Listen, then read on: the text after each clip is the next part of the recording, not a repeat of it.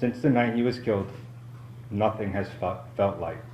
Not time, not memory, not grief. Everything got heavier. I'm not fine. Not even close.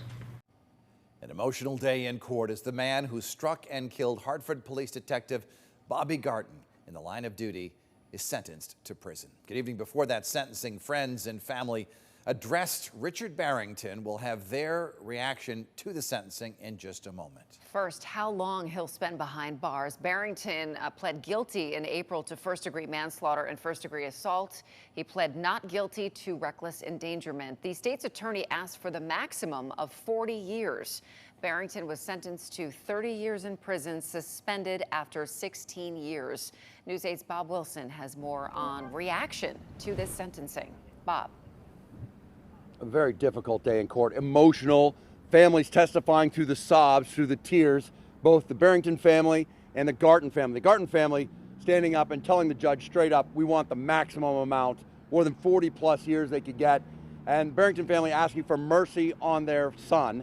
And Mother Barrington, the mother, looked at the Garten family in the eyes and said, from mother to mother, we're truly sorry. Garten's not feeling it. They said, it's very upsetting. They feel like they got played. There's not much going on here. They said there should have been a lot more for a police officer's life.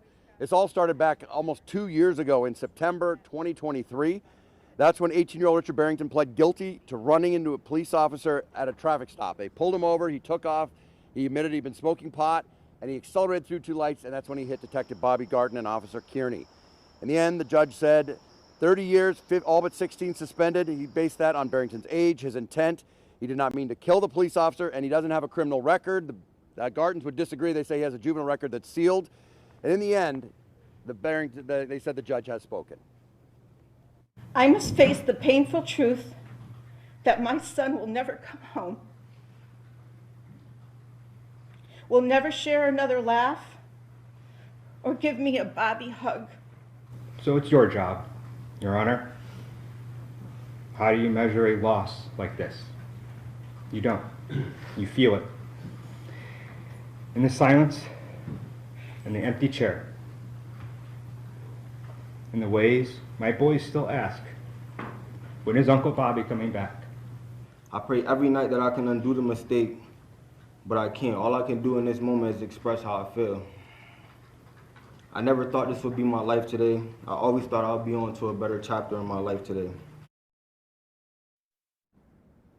And the judge did take more than an hour explaining why he was giving the sentence he did. He read letters from both sides. He addressed the Garten family, the Barrington family. He addressed Richard Barrington himself. Very emotional, draining day in court for all families aside. They came out. We'll have much more for you coming up tonight on News 8 at 10:11 as the Garten family, Will Garten, came out and addressed the media and didn't mix words, didn't pull punches. They were pretty upset about it.